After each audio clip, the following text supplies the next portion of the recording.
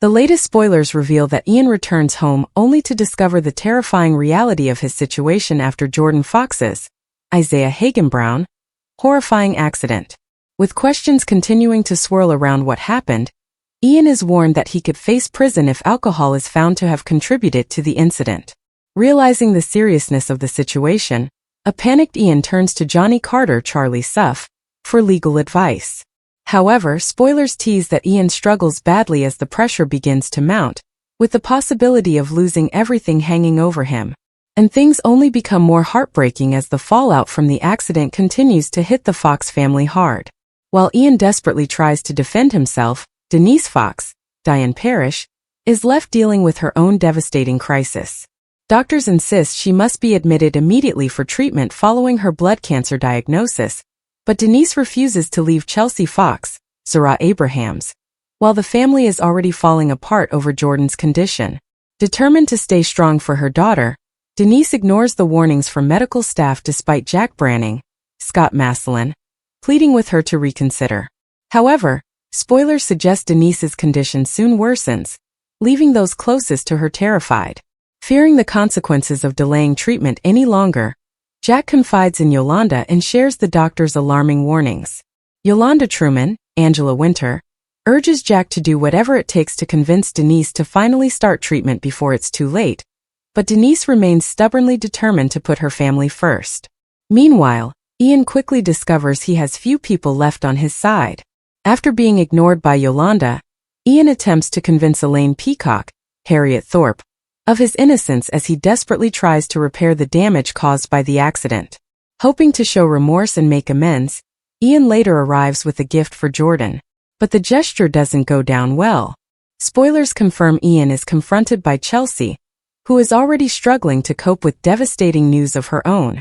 In upcoming emotional scenes, Chelsea learns that Jordan's rehabilitation may not work, leaving her heartbroken as fears grow about his future. With emotions running high, Ian could find himself becoming the focus of Chelsea's anger, as the family searches for someone to blame. Fans have already started speculating that Ian's latest crisis could mark the beginning of a dramatic exit storyline for the long-running character. While nothing has been officially confirmed, the mention of prison fears is sure to spark conversation, especially given the growing backlash Ian is facing in Walford. At the same time, Denise's refusal to accept treatment is leaving viewers deeply concerned, particularly as she continues prioritizing everyone else over herself. With Jordan's future uncertain, Ian under pressure and Denise refusing help, EastEnders fans are in for plenty of shocks and surprises. Ian Beale had seen a lot in his life: betrayals, bankruptcies, broken families, and more near-death experiences than he cared to count. But nothing quite prepared him for the cold, echoing reality of prison walls closing in around him in Walford's darkest chapter yet. Now, as whispers of his confirmed prison exit spread like wildfire through Albert Square, the question wasn't just whether Ian Beale would walk free. It was whether he would survive what freedom might cost him.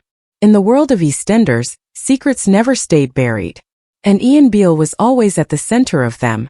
Inside his cell, Ian paced like a man trying to outwalk his own thoughts. The fluorescent lights buzzed overhead, flickering like a faulty heartbeat. Every sound, distant shouting, metal doors clanging, footsteps in the corridor, reminded him that time here didn't move forward normally. It dragged, stretched, and twisted. Ian muttered to himself, as he often did now, "I'll get out. I always do." But even he didn't sound convinced anymore. The news of his confirmed exit had come suddenly. A legal technicality, a witness recanting, and a deal made in shadows between lawyers and old enemies. Freedom was no longer a dream. It was a date on a calendar. But in Ian Beale's world, nothing good ever arrived without a price tag attached. And the price this time might be his life. Outside prison, Walford was already shifting. Sharon Watts refused to speak his name, but her silence said everything. Phil Mitchell only smirked when Ian's situation came up, the kind of smirk that promised unfinished business. And somewhere in the background, old debts Ian thought were long buried were quietly being dug back up.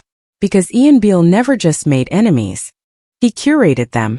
In his cell, Ian's mind drifted back to everything that had led him here. The lies, the schemes, the betrayals that had once felt like survival tactics but now looked like a trail of destruction. He thought of his children, Peter, Lucy, Bobby, and felt something tighten in his chest.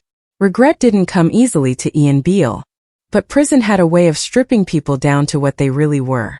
And what he saw in the mirror now wasn't a businessman, not a survivor, not even a schemer. Just a man running out of places to run. A guard appeared at the cell door one afternoon, clipboard in hand. "Beale, you've got paperwork moving. Early release processing." Ian blinked. "So it's true then?" The guard didn't answer. He didn't need to. That night Ian didn't sleep. He lay on the thin mattress, staring at the ceiling, listening to the building breathe around him. Freedom was coming, but so was something else. He could feel it in his gut, that instinct he had ignored too many times in the past. Danger didn't announce itself in Walford. It waited. The next morning a visitor arrived. Not family. Not a lawyer. A stranger. Or at least someone Ian pretended not to recognize.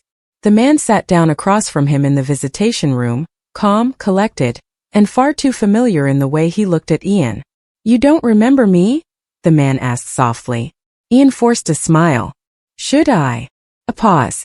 Then the man leaned forward. "Let's just say your confirmed exit didn't happen because you're innocent, Ian.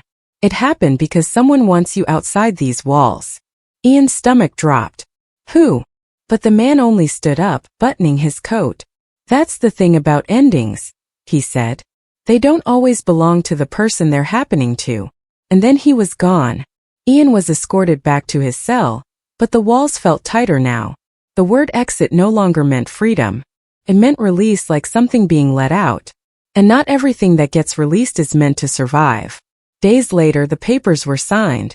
Ian Beale was leaving prison. The square reacted like it always did, with gossip, suspicion, and fear dressed up as curiosity. Some called it justice. Others called it a mistake. A few called it inevitable. But Ian felt none of those things. As he stood in the prison exit corridor, holding a small bag of belongings, he felt something far more dangerous. Uncertainty. The doors opened. Light spilled in, real daylight, not the artificial prison glow. For a moment Ian hesitated. This was what he had wanted. What he had fought for. What he had begged for in the darkest hours of his confinement. Freedom. But freedom, Ian realized, was not the opposite of prison. It was just a different kind of trap. The doors shut behind him. And Albert Square waited. But so did the ending no one had told him about. Because in Ian Beale's world, exits were never clean. They were setups. Loose threads waiting to be pulled. And as he took his first steps back into Walford, Ian couldn't shake the feeling that this time, the story wasn't about survival anymore. It was about consequences finally catching up. Somewhere in the distance, a car engine idled longer than it should have. Ian paused, looked up, and realized his confirmed prison exit might not be an ending at all, but the beginning of something far worse. Thanks for watching. Don't forget to like, comment, and subscribe to EastEnders Spoilers Official.